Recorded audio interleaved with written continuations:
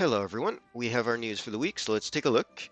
Maintenance, normal time as usual, and this week not exactly what I expected. So we're not getting a new unit, they're revamping an old unit. We'll have a chance to pull for her as she is limited, and we get a new limited card.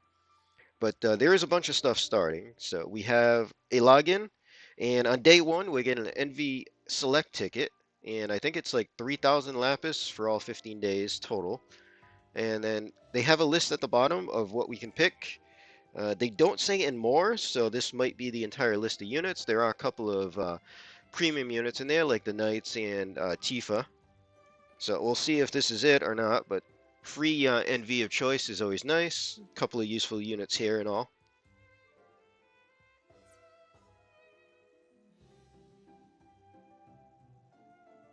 And then we are getting 2 more weeks of free daily 10 summon. So free summon's always nice. These here I've gotten a couple of Neo Visions from so far.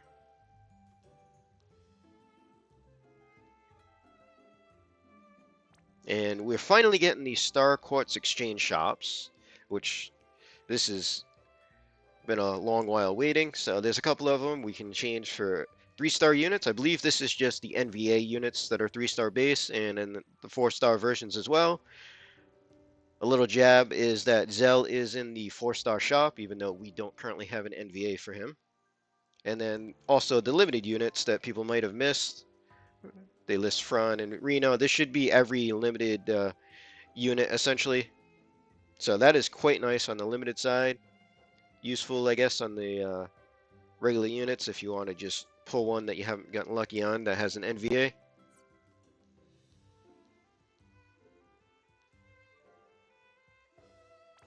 They're also updating the Trust Coin Exchange Shop.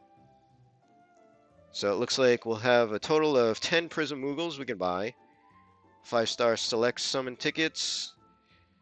5-star Neovision EX tickets. So I believe there was just non-Neovision tickets there now. So being able to at least get Neovision from those tickets is nice. Super Trust tickets, unlimited Omni Prisms, which the raids seem to give those out like candy anyway at the moment. Star Quartz, Gill Snappers, Minotaurs, and Joined Forces insignias. So it's a start. They could have done a little bit more, would have been nice. But at least they're up in Prism Moogles.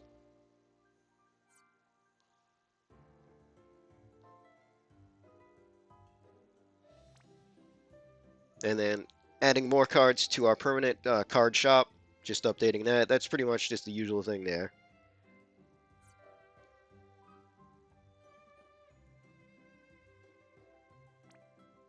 And then it's also time for the EX coin shop to be updated, and they're not giving us all the information. So the regular items get reset, the relics and everything like that, that's normal. They're not showing the pearls in this list. Hopefully the pearls don't go away. And they're not showing us all the units, but one interesting thing is Fran, who's a limited unit, is listed as having shards there, as well as Golbez, and they just say in more.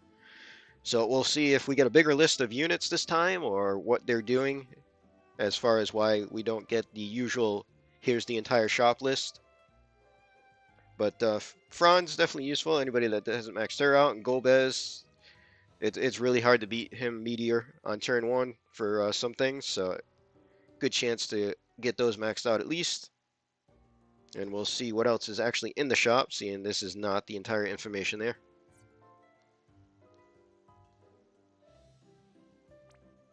And Dark Visions is coming, so we get our usual tickets. We get some free tickets, and as a bundle, you can buy some more tickets if you want. The pool this time, a little disappointing overall, actually. The NV pool, Darkfina and Soul, Guardian Blade Charlotte, Lunafreya, and Khal. So the newest one there would be Khal. He's probably doing about maybe the most damage. Lunafreya with the Yuna's necklace might be decent too. I like Charlotte a lot, but she needs some boost to keep up with the current DPS. She does like half the damage. So as much as I like her, she's definitely not one of the high damage dealers for a Dark Visions event. 5-star units, haven't used these too much recently either, actually. So it'd be nice if they boosted these units. But for a Dark Visions event, because usually they try to fit in a couple of units that would help out a bit on the Dark Visions, and I mean, for the earlier fights, sure, but for the last couple of fights, I don't think we'll see these units used.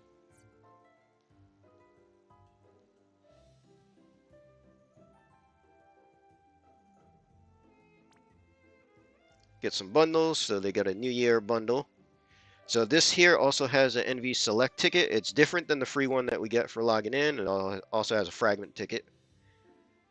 And then they're doing a step up where we'll be getting fragment tickets from that as well. And then the step up on the last step, curated pool. Pretty much curated pool just means premium only units. So that's all that is. And then they show us all the way up to Tyvis and Yish for unit choice and the tickets. We'll see if it's a full list of units or if they pick and choose, as they only list a couple and say and more, so that doesn't really tell us everything. But definitely a chance to pick out a unit that you want.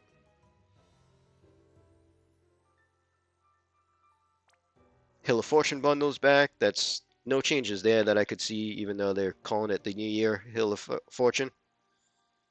2500 Lapis is the standard. I didn't notice anything that really stood out. So I believe it's the exact same bundle. They just added an extra name to it. And then for what we're getting, so the unit is Shui. I really like this unit. And getting a revamp, I'm actually excited for.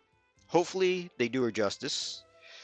A couple of the issues that she had, no chain cap, no passive LB, and pretty much no passive killers, just about. She had like 75% in the shift form, and that was it. For demon killer only. So they're giving her morale stuff and everything, and boosting quite a bit. So it's a total kit revamp, what it sounds like, which is interesting. It looks like her base, which is pure mage buffer. So her base limit sounds like it's going to get some race damage on there, which is fine. Shifted limit is going to be morale damage.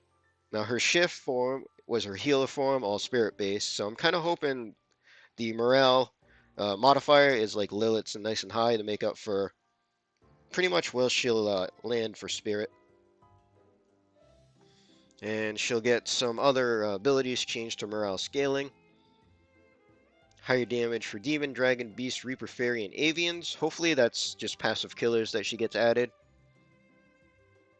She also gets an EX2 ability, which pretty much sounds like this is the 100% water boost for one ally.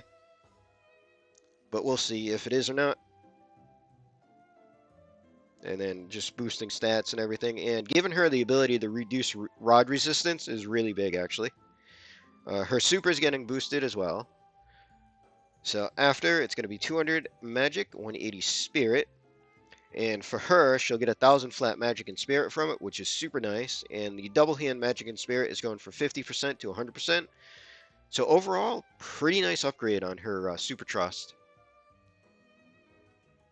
And then they showcased a couple of things. So EX2 auto LB fill, that's pretty standard. And then waterfall, I believe this was her base main damage chain move.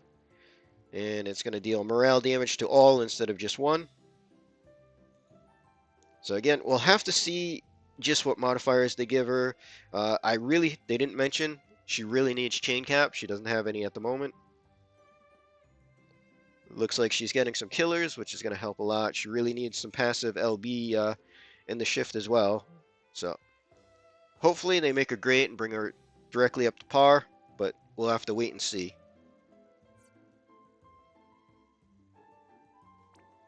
And then the item world shop is getting cycled a little bit, so they're adding in the Jester's Claymore, two-handed sword, 190 attack and magic, 50% attack and magic equipment magic. So that's probably going to be the best out of the set this time.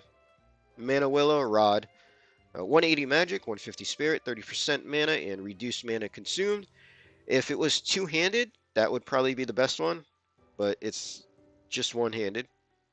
And then the Lance is Windlock, which they don't note, but it goes up to 191 attack and 100% jump damage on it. But being windlocked and we have like Kane's Lance and everything, probably not going to see that much use on that.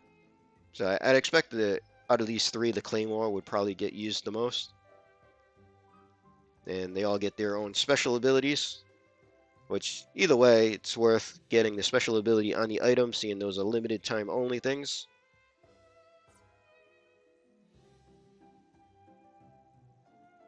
And then for the real new thing we get is limited card. So this will have a step up on it, and Shui will have a rate up on the step up for the card. There's no like pity for her. But the card itself, 2023 health, 130 attack and magic, 500 flat attack and magic, and 50% chain cap. Has what should be the 100% ice boost for self for anybody, and then Brave Exvius only units will get 200% attack and magic double hand. So decent card overall.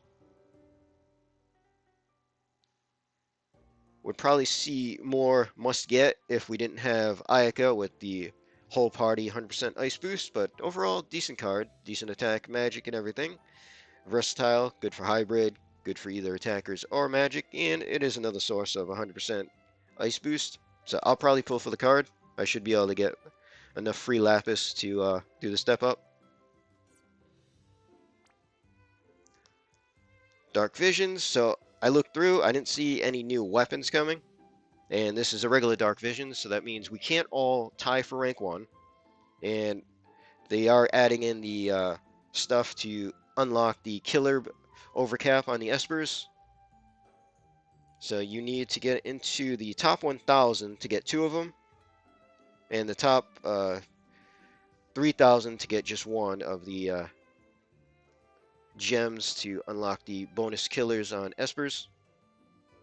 And so far, it's still just the 2 Espers. There's no note of more Espers getting the overcap killers yet, but they will in the future. And so day 1, we get the first 4 areas. A couple of days later, we'll get the final 2 areas. So day 1 stuff should be quite easy. Domain 1, we'll have to see if it's something that we can turn 1 or if it's going to be a challenge or not. And then the final fight should be not cappable, and that's generally where we get our actual ranking from. But I'll see just how well I can do. We'll push it a little bit, probably end up around 500 or so. And then the step up for the card is not that much, but then again, we're not getting the new unit, so it's only 19,000 for the card. Shui does have a rate up because they're giving her the revamp and everything, and she is limited, so if you did miss her or whatever and do want her, it is a chance to get her. There is no pity though, so there's no extra pity tickets or anything like that. She just has a rate up on the banner.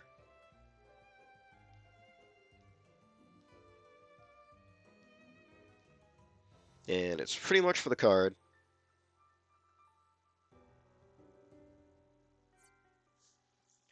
So that's pretty much all we have. I was expecting Final Fantasy VII, seeing that they started Final Fantasy VII events last week with no Final Fantasy VII units. Still a chance that next week we should be seeing Yuffie as the next one, and I believe she comes with a free unit as well. So we might see that next week. I just haven't seen them do an event without a unit related to said event before.